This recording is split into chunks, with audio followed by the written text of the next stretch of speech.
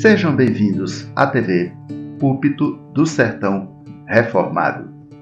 Assim diz o Senhor, suficiência e autoridade das Escrituras.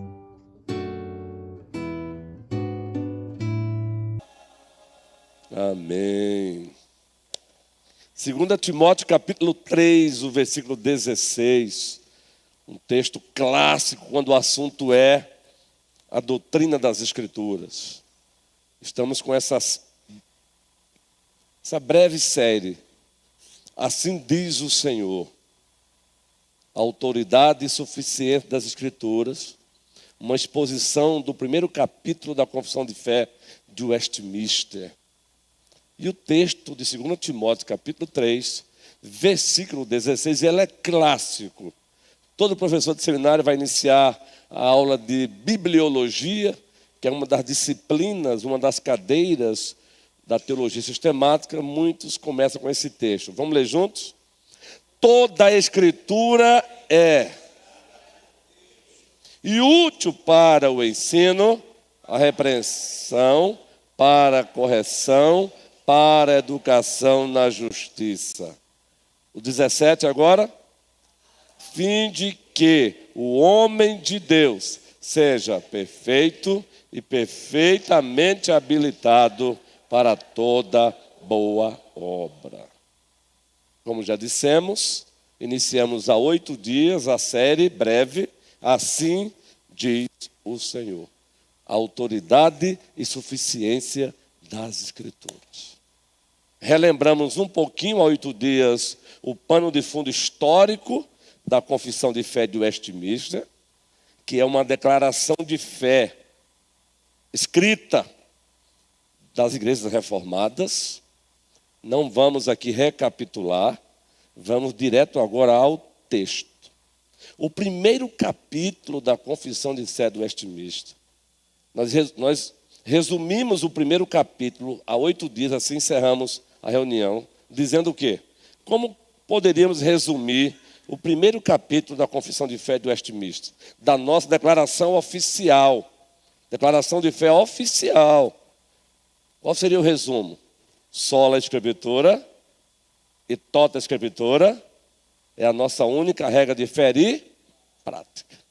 Somente a Escritura e toda a Escritura é a nossa única regra de fé e prática. Esse é o resumo de todo o capítulo da Confissão de Fé de Westminster, do primeiro capítulo da Confissão de Fé de Westminster. Quantos parágrafos tem o capítulo primeiro, Nanda? 10, não é? Temos 10 parágrafos, adivinha? 10 parágrafos. Preste bem atenção. Vamos pôr o texto aí já já. No primeiro parágrafo nós temos a doutrina da revelação. No primeiro parágrafo da Confissão de Fé de Westminster, nós encontramos ali a doutrina da revelação. Nos parágrafos 2, no segundo e no terceiro parágrafo, 2 e 3, nós temos o cano da Escritura, o cano e a inspiração das Escrituras. Os parágrafos 2 e 3. Os parágrafos 4 e 5, nós temos a autoridade das Escrituras. 4 e 5. No sexto parágrafo, nós temos a suficiência das Escrituras. Que texto maravilhoso. No sétimo parágrafo, nós temos a clareza das Escrituras. Lana. Lindo, não? No oitavo parágrafo, nós temos a preservação e a tradução das Escrituras. Isso é lindo demais. Quando a gente chegar lá, a gente vai ver Deus preservando a Escritura e fazendo-a ser traduzida nas línguas dos povos. O nono parágrafo, nós temos a hermenêutica, a interpretação das Escrituras, a regra áurea de interpretação das Escrituras no nono parágrafo ou no parágrafo 9. E no décimo parágrafo, nós temos o Espírito Santo falando na palavra como juiz supremo da igreja. Gente, vocês percebem a riqueza disso? como os nossos pais reformados no século XVII, baseado nas Escrituras, o que eles disseram sobre a própria Escritura. E eu faço questão de relembrar, eu relembro para mim mesmo, viu? Por isso que eu procuro memorizar mesmo. Não é para sair por aí com ostentação intelectual, não. É para o meu próprio bem, como cristão e como ministro da palavra. Então, grave isso. No primeiro parágrafo da Confissão de Fé do Westminster, nós temos a doutrina da revelação. No segundo e no terceiro parágrafo, nós temos o cano e a inspiração das Escrituras. No quarto e no quinto parágrafo, nós temos a autoridade das Escrituras. No sexto parágrafo, nós temos a suficiência das Escrituras. No sétimo parágrafo, nós temos a clareza das Escrituras. No oitavo parágrafo, nós temos a preservação e a tradução das Escrituras. No nono parágrafo, nós temos a interpretação, a regra áurea da interpretação das Escrituras. E no décimo, o Espírito Santo, falando na palavra como juiz supremo na igreja. E de todas as controvérsias. Dito isso, vamos para o primeiro parágrafo hoje. E também para o segundo e o terceiro.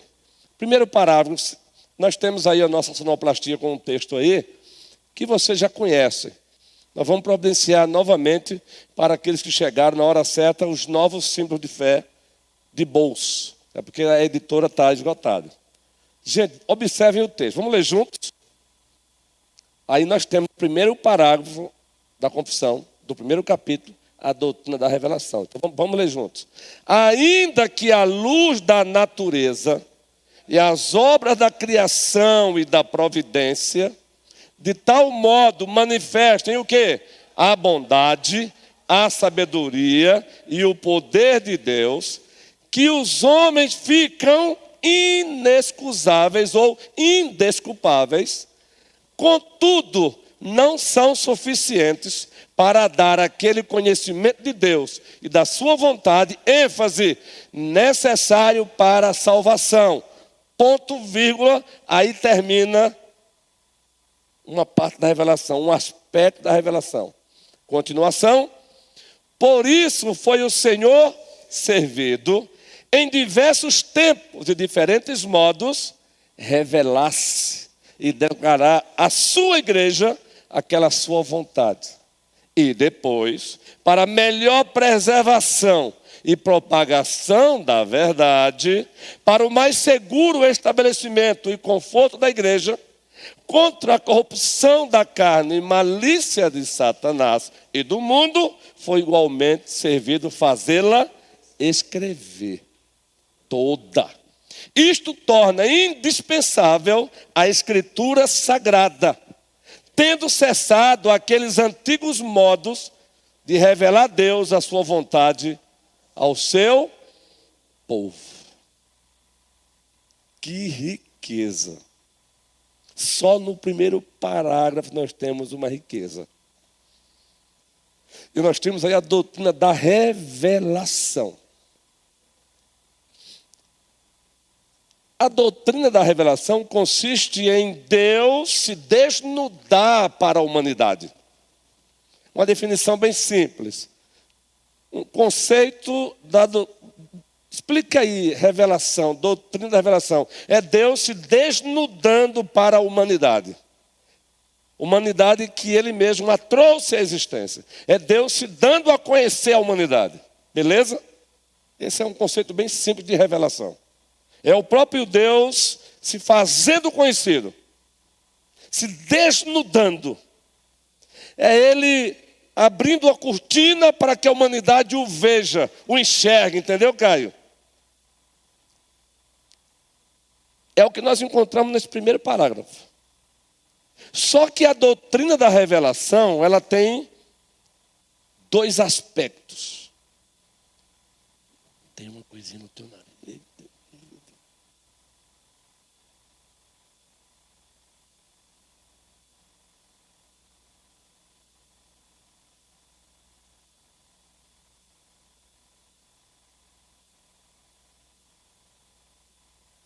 constranger o guerreiro aqui. Já fizeram comigo e eu cuido também. Para você não ficar preocupado, ele estava com uma coisinha aqui, uma coisinha simples, comida na boquinha dele aqui, porque senão o pessoal vai perguntando o que foi, né, Luiz? Questão de comida aqui, guerreiro. Acho que era bem cuscuz aí. Não pode ficar perguntando o que foi que aconteceu.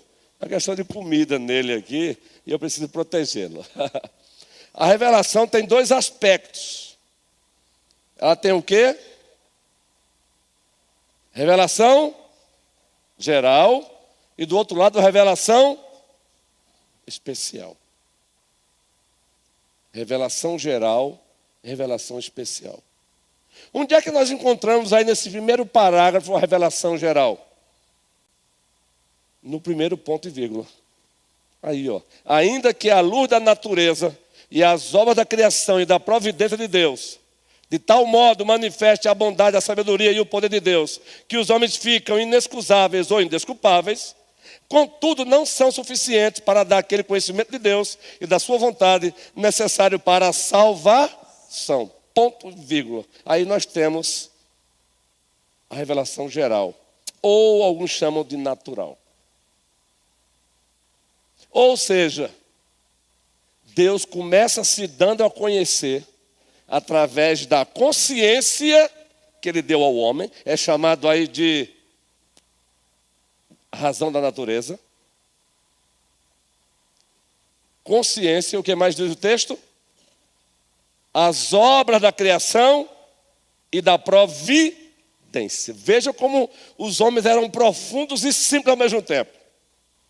Consciência, ou seja, o próprio homem feito à sua imagem e semelhança é um meio pelo qual Deus se dá a conhecer.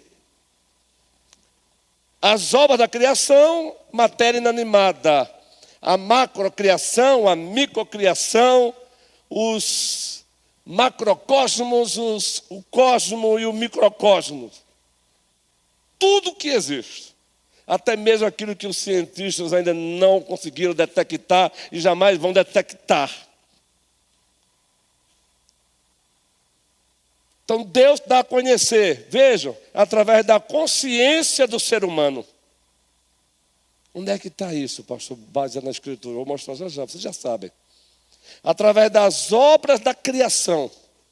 Ou seja, você olha e vê um gatinho saindo do geral para o particular. Um gatinho, você gostando ou não, ele é pregador da existência de Deus. O pardal é um pregador da existência de Deus. É um pregador involuntário, Breno.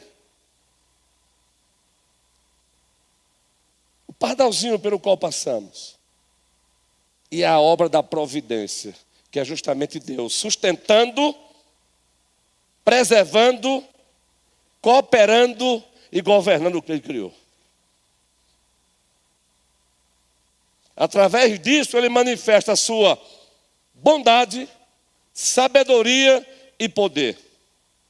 Ou seja, através da consciência que Ele deu ao ser humano, razão da natureza, através das obras da criação inanimada e através da sua ação providencial, que consiste em Ele preservar, sustentar, cooperar e governar o que Ele criou, Ele revela a sua bondade, sabedoria e poder. E por isso que os homens são indesculpáveis. Quanto às obras da criação, ora, texto clássico, todo mundo aqui já conhece. Quando o assunto é revelação geral, existe um texto no Antigo Testamento e existe um texto no Novo Testamento que todos nós citamos. Qual é? Antigo Testamento, um texto no Salmos. Salmos 19. Os céus proclamam, os céus e a terra proclamam, pregam. Os céus e a terra são pregadores de Deus, gente, preste bem atenção. É por isso que os nossos pais disseram, os homens são indesculpáveis. Não é que os homens não tenham conhecimento de Deus em alguns aspectos, eles têm. O que eles fazem é reprimir. O que eles fazem é se rebelar contra isso. Por isso são indesculpáveis. Os céus e a terra proclamam o quê? A glória de Deus. E a glória de Deus ela é encontrada nos seus atributos, nas suas propriedades, nas suas qualidades. Salmo 19 até o versículo 6 é a revelação geral. Aí você vai para Romanos 1:20. É um salmo do Novo Testamento. Romanos 1:20, o que é que Paulo diz? A partir do 16, na verdade. Romanos 1:16, vamos ler esse texto. Isso é revelação geral. A revelação geral de Deus se dá, ele faz isso como? Ele se dá a conhecer através da consciência, ou seja, a existência do ser humano. O ser humano carregando, sendo portador da imagem e semelhança dele. Deus se dá a conhecer através da presença de um ser humano. Quando nós pegamos aqui a série em Gênesis de 1 a 11, a história que explica todas as histórias, nós falamos aqui que a presença de um ser humano na terra, crendo ele ou não em Deus, é um monumento vivo que prova que Deus existe. O ser humano. Eu já falei aqui na Grande Recife, dando aula, que trabalhava de motoboy, fazendo cobrança para uma empresa. Eu cheguei numa farmácia uma vez e alguém lá sabia que eu era cristão e o cara que estava lá logo veio, quer te fazer uma pergunta. Estava um outro cara lá. Como é que você prova que Deus existe? E aí, novo na fé ainda, já se sentindo vocacional, mais verde, mas assim orei, como fez Neemias, já lendo alguns livros, mas não tinha nenhuma capacidade, mas o Espírito que habita em nós está lá.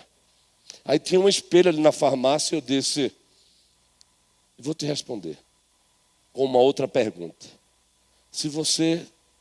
Eu convido você a se olhar agora no espelho. E se você conseguir provar que você mesmo não existe, eu creio, daqui para frente eu vou sair daqui dizendo que Deus não existe. Ele olhou e sorriu e disse, qual é a tua igreja? Simples, né? Parece simples, né? Tente provar que você não existe, porque se você provar que você não existe como ser humano, uma obra de arte, aí Deus não existe. Aí ele sorriu e perguntou, qual é a sua igreja? E por que eu fiz isso? Mesmo novinho. Porque a presença do ser humano, ele crendo ou não, é um monumento vivo. É uma evidência de que Deus existe. Um ser humano, seja ele crente ou não, ele é um pregador da existência de Deus. Por isso que o homem é indesculpável. Ele mesmo ali é uma prova de que Deus existe. Romanos 1:16. Não me envergonho do Evangelho, porque é o poder de Deus para a salvação de todo aquele que nele crê, primeiro do judeu e também do grego. 17.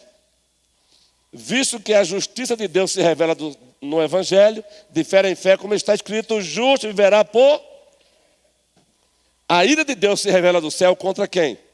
Toda impiedade e perversão dos homens. Agora vem aí, gente, que detém a verdade pela justiça. É uma ação do homem. O homem detém a verdade pela injustiça. Ele reprime a revelação de Deus.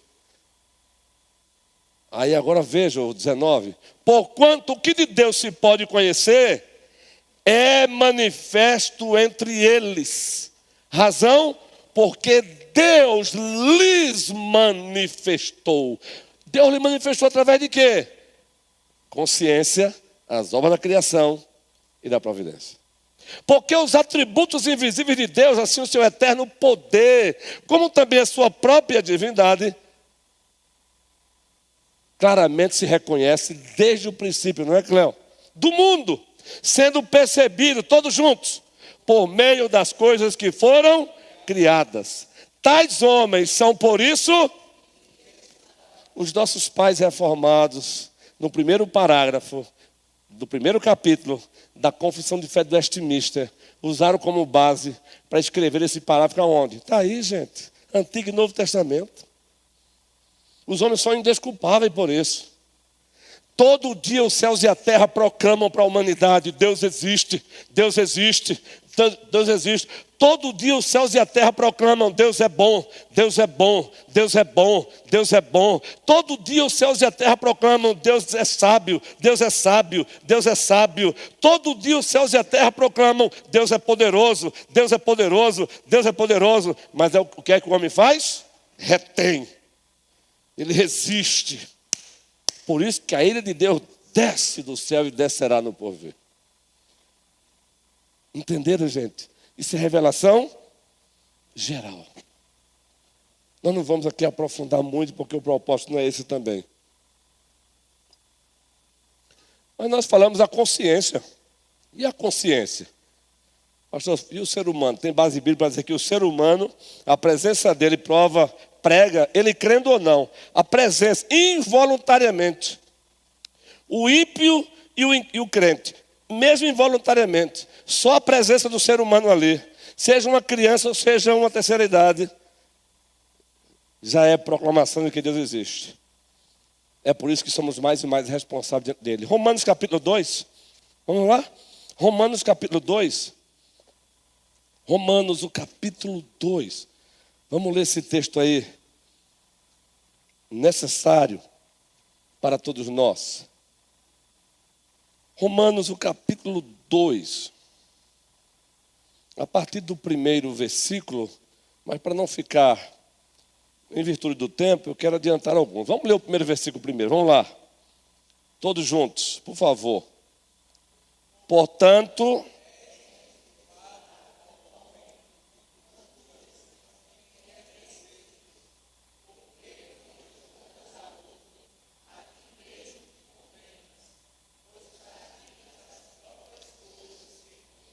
isso é forte, meu irmão.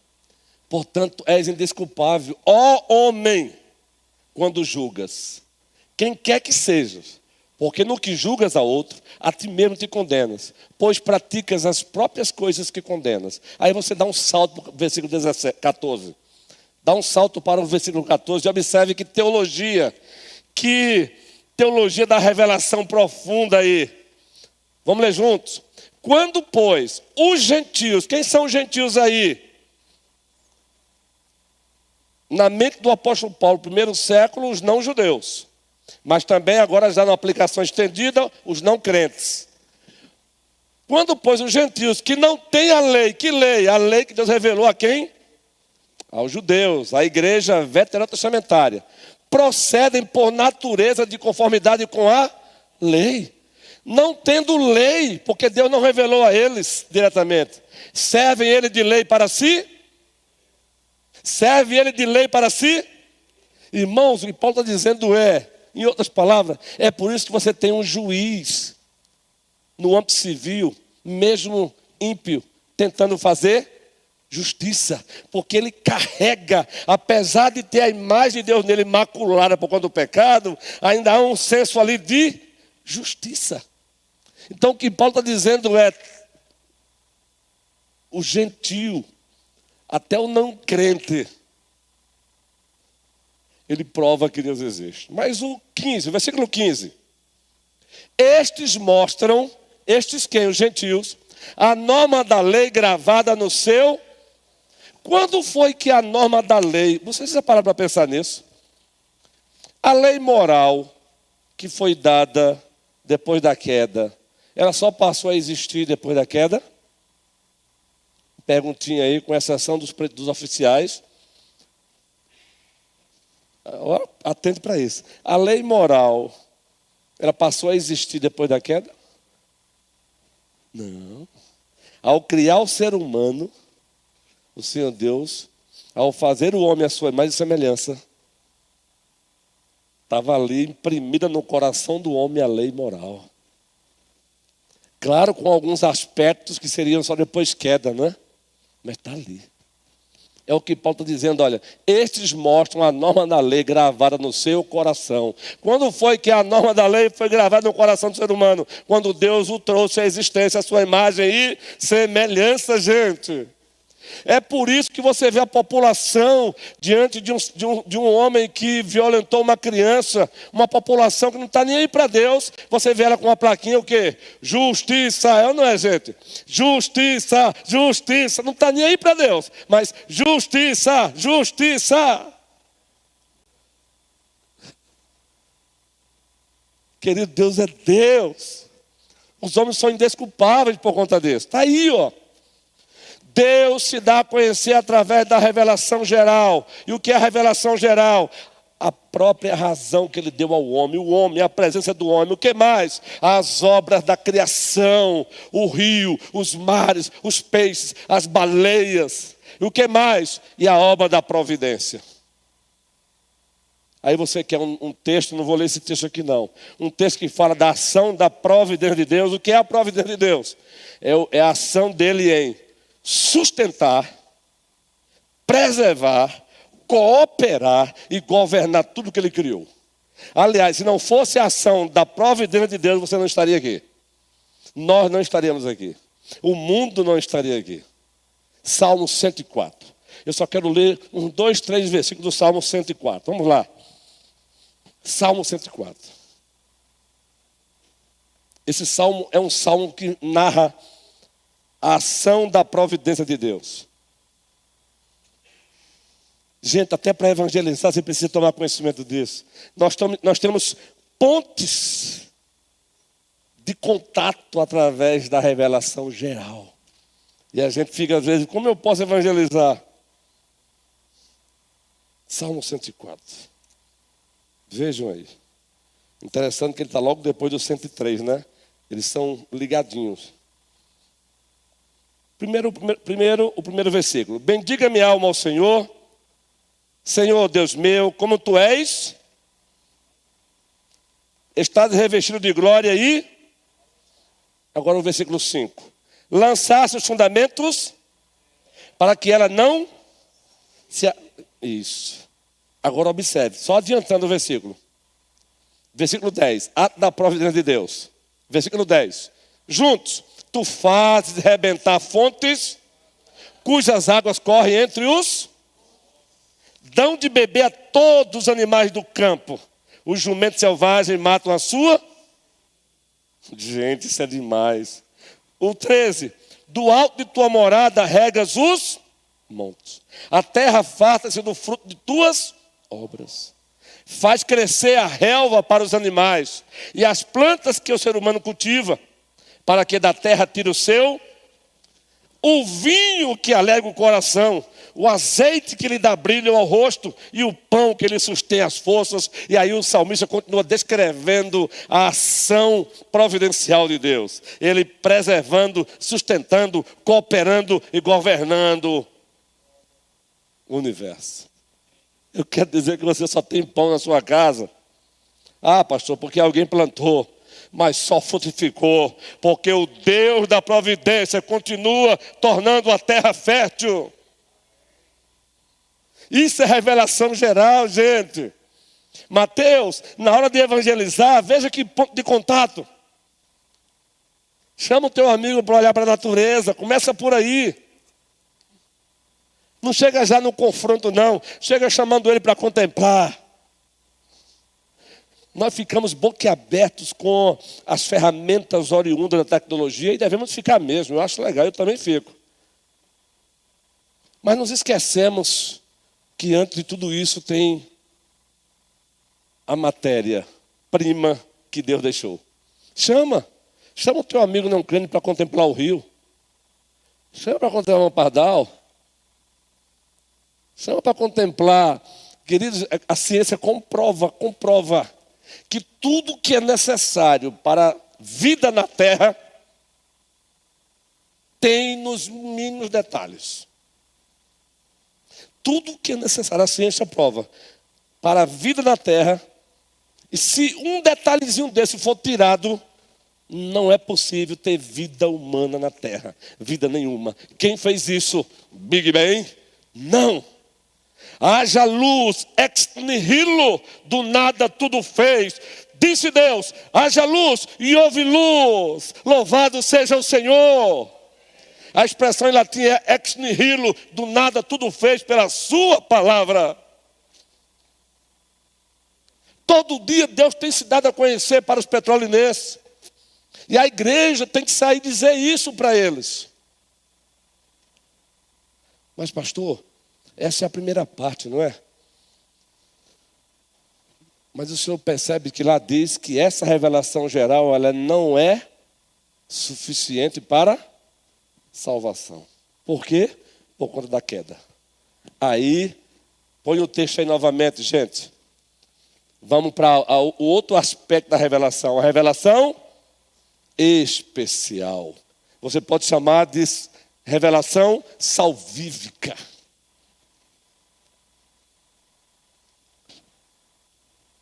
Lá no ponto vírgula, veja o que o texto diz, ó. A revelação geral, ela não consegue o quê?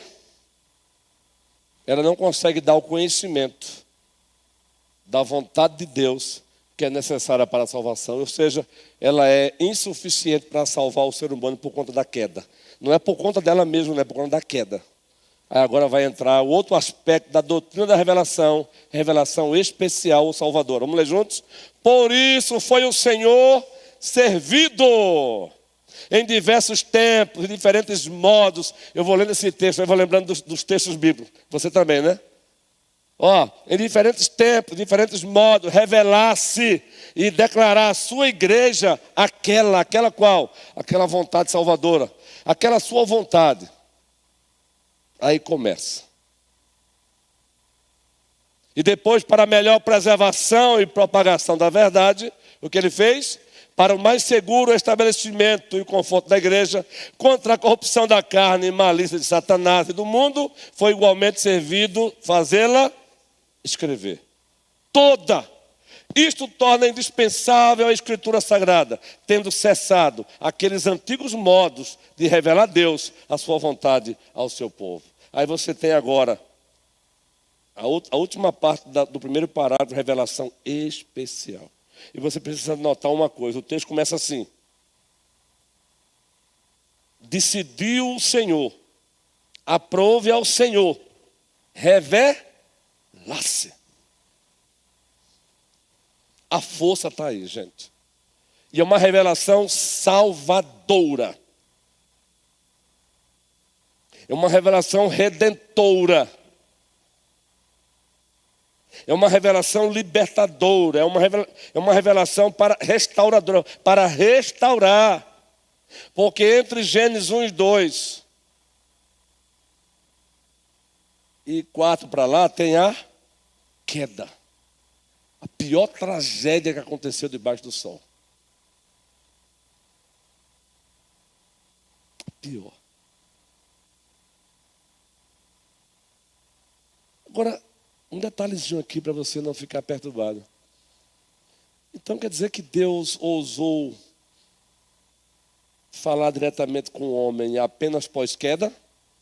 Atente para isso, viu? Não. A revelação especial é uma revelação salvadora. Mas você tem Deus falando com o homem antes da queda. Ele traz o homem à existência, Gênesis 2, perfeito, e diz o que para ele? É revelação. Está vendo aí, gente? De toda a árvore dos jardins, comerás livremente. Mas da árvore do conhecimento, do bem e do mal, dela não ouse comer, porque no dia que você comer, você vai morrer. Agora, pós-queda é revelação salvífica, especial salvífica. Antes da queda é uma revelação especial para manter comunhão com o homem. Pós-queda é revelação especial para redimi-lo. Diz o texto lá em Gênesis que pela viração do dia, o próprio Deus ia ter com quem? Com o homem. Então havia uma relação, gente. Vocês sabiam que na teologia bíblica reformada, o jardim para Deus era um templo de adoração? Então, quando o texto diz que pela viração do dia, Deus ia ter com o homem ali, e foi numa dessas que ele encontrou o homem agora caído, é porque acontecia E Deus ia ter com o homem para quê? Para que o homem o adorasse, o louvasse, o exaltasse. Era comunhão perfeita, gente. Agora, numa dessas, ele encontra o homem caído e pergunta: Adão, onde estás? Isso é pergunta retórica. O que é uma pergunta retórica? Deus sabe onde o homem está, mas ele está dizendo, chamando para uma prestação de conta. Lembra da mulher que tocou em Cristo? 12 anos com hemorragia? Um dos evangelhos diz que ele pergunta: quem me tocou? Aí você pergunta, ele não sabia? Sabia. Então por que ele perguntou? Pergunta retórica. O que ele está fazendo é provocando a pessoa a se manifestar, a não ter vergonha. Porque alguém pode querer se aproximar de Cristo, mas com vergonha, não é? Lembra de Nicodemos? À noite foi ter Nicodemos com Jesus, porque ele era mestre da lei. Ele não queria passar a ideia para os seus comparsas de que ele estava procurando esse Messias, não.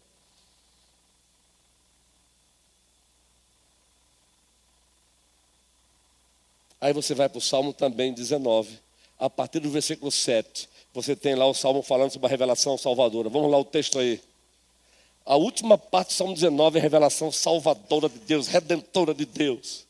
E tem ali, logo no Gênesis 3, ele já começa ali com um proto-evangelho, dizendo que um descendente da mulher viria e pisaria na cabeça da serpente e teria o seu calcanhar ferido. Já tem revelação ali, revelação redentora ali em Gênesis 3. Revelação especial redentora, restauradora, libertadora. A partir do versículo 7, sonoplastia abençoada. Um cheiro no coração de vocês. Vocês são dádivas de Deus. Aprenda a valorizar o outro. Eu honro a Deus quando eu honro o homem feito à imagem e semelhança dele. Muito especialmente aqueles que estão redimidos pelo sangue de Cristo. Olha só o que é revelação especial agora, ó. Maicon, Samira, domingo, hein? Domingo é festa dobrada. Eita maravilha. Maicon, Samira, Mateus, Tiago, Tamires, Luiz, Ricardo, Thelma, Beatriz, outra Bia, e Tiago, e por aí vai. Vamos lá, é festa domingo, é ceia do Senhor, encontro pactual, batismo, profissão de fé, recebimento. Derrama graça, Senhor, para a glória do seu nome. Salmo 19, versículo 7, vamos lá juntos. A lei do Senhor é perfeita e ela faz o quê? Restaura a alma. O testemunho do Senhor é fiel e faz o quê? Dá sabedoria aos simples. Os preceitos do Senhor são retos e faz o quê, gente? Alegra o coração. O mandamento do Senhor é o quê? Puro, ilumina os olhos. O temor do Senhor é límpido e permanece para sempre. Os juízos do Senhor são verdadeiros e todos igualmente. Você sabe qual é a regra de interpretação dos salmos? Paralelismos. Paralelismos. Tem diversos paralelismos. Aí é o chamado paralelismo que sinônimos. Ele está dizendo a mesma coisa sobre a palavra, mas com palavras diversas. A lei do Senhor, o testemunho do Senhor, o temor do Senhor. Resumindo, a palavra do Senhor é tudo isso e faz tudo isso para restaurar o homem.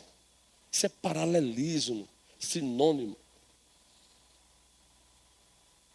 De sinônimo. A mesma coisa.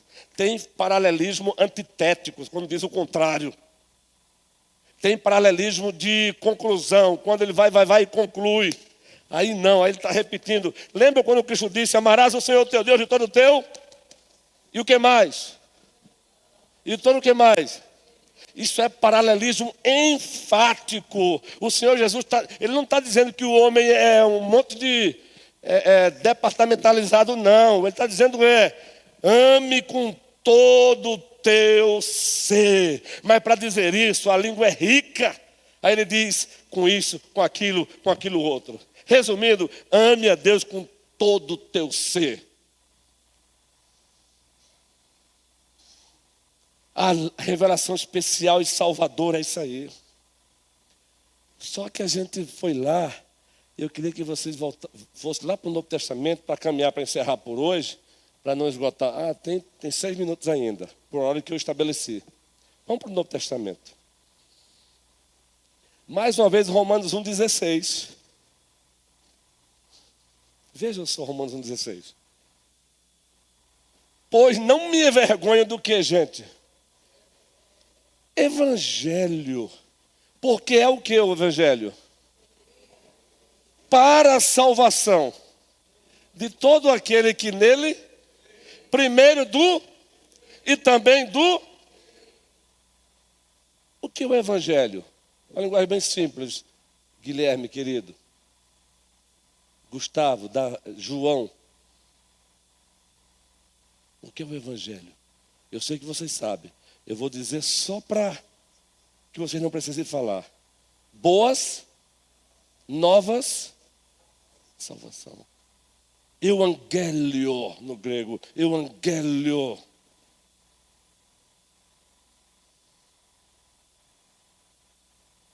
Quando os reis no Antigo Testamento, os reis iam para as guerras e eles voltavam vitoriosos, e ia o arauto na frente dizendo: boas novas, anunciando a vitória do rei. Lembra o salmista?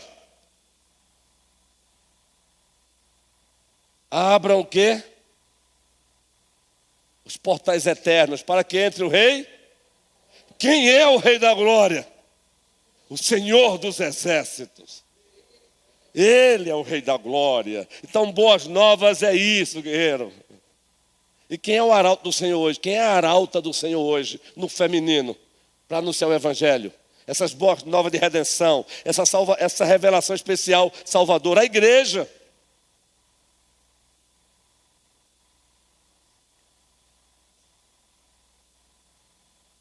A igreja. Agora, ele não deu essa revelação salvadora numa única vez. Você percebe que nossos pais reformados estavam com a Bíblia aberta ali, ó. Porque eles estão citando aí, mesmo sem dizer Hebreus 1, vamos ler? Eles estão citando, mesmo sem dizer Hebreus 1, vamos lá. Na última parte, do primeiro parágrafo, desse primeiro capítulo da Confissão de Fé de Westminster, eles estão citando Hebreus, 1 Pedro, eita coisa linda, 2 Timóteo, Hebreus 1. Todos juntos, gente. Revelação especial. Havendo Deus outrora falado muitas vezes e de muitas maneiras aos pais pelos profetas, nestes últimos dias nos falou pelo Filho. Quem é o Filho? Jesus Cristo, a quem constituiu o herdeiro de todas as coisas, pelo qual também fez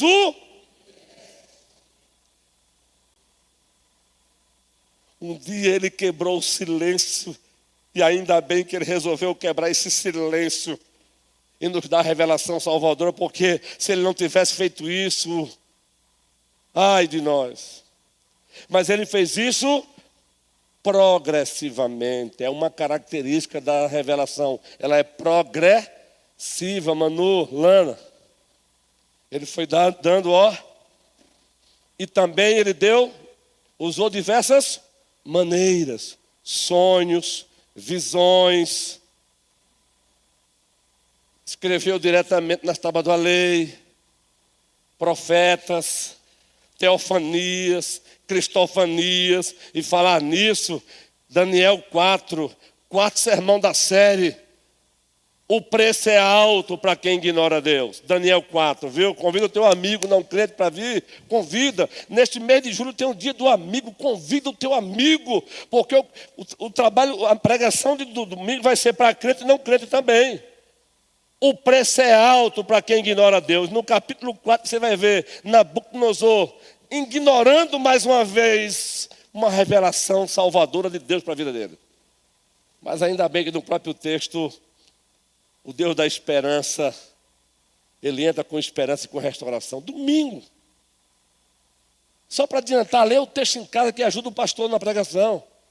O Senhor revela agora uma árvore. Faz ele sonhar e ver uma árvore. Uma árvore gigante, frondosa. Os animais comiam do que dela caía, se protegiam. A revelação agora não é mais de uma estátua, é de uma árvore. Guarde isso aí, não vou adiantar aqui não. E ali é a revelação salvadora.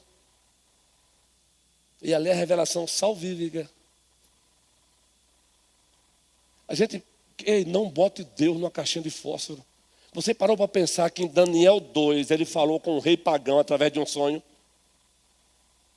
Quem levou Nabucodonosor a sonhar aquela estátua com a cabeça de ouro, os peitos e os braços de prata, o ventre e os quadris de bronze, a perna de ferro, as pernas de ferro, os pés em parte de barro e em parte de bronze? Quem deu aquele sonho a Nabucodonosor? Deus! O nosso Deus não se deixa ser colocado numa caixa de fósforo por ninguém. Louvado seja o seu nome. É por isso que, graças a Deus, o nosso colégio pastoral e a nossa igreja, ela não vai dar lugar a pensamentos medíocres de competição com ninguém. Nós estamos aqui para proclamar o reino, o único reino que ficará de pé, o reino de Jesus Cristo.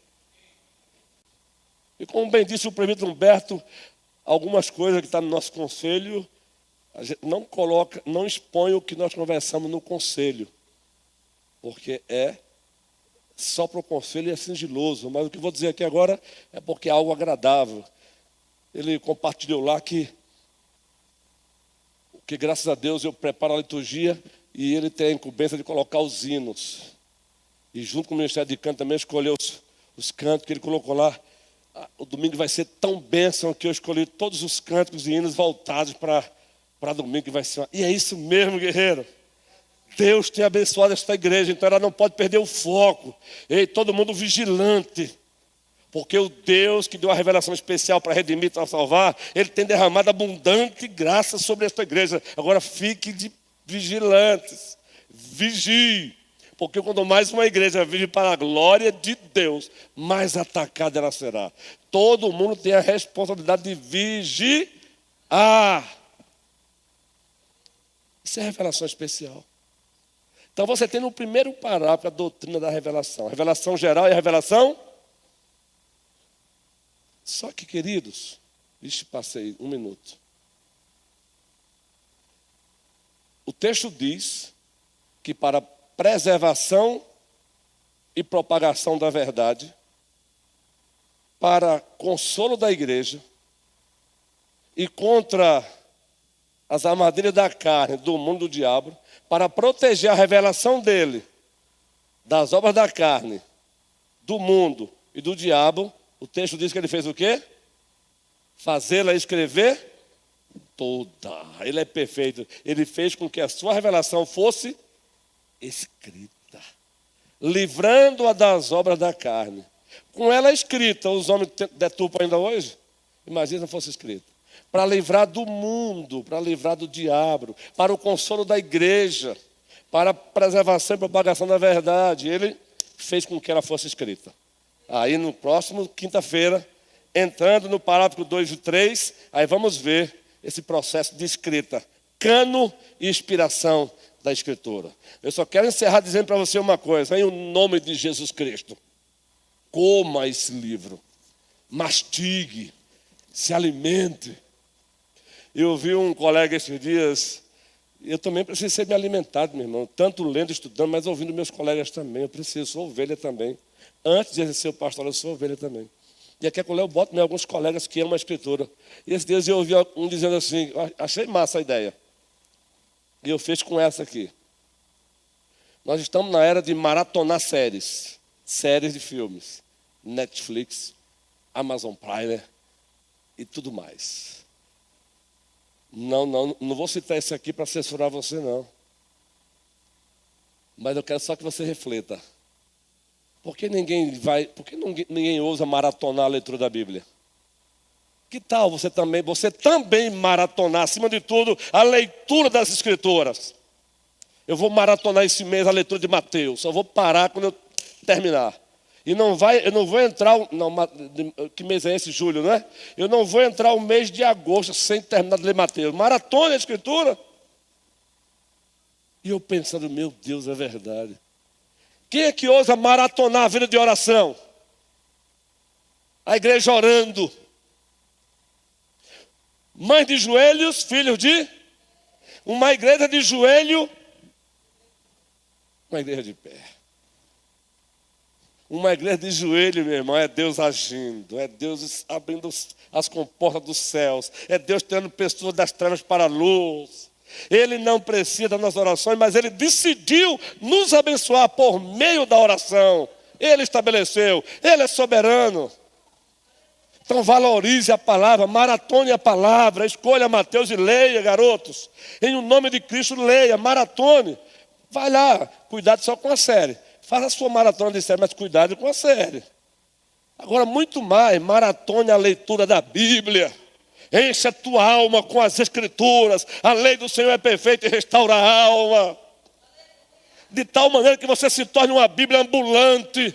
Você vai estar tão cheio que vai estar com alguém porque a Escritura diz. Vai estar com outra pessoa porque a Escritura diz. Vai chegar ali porque a Escritura diz. E elas vão dizer, menino, para não.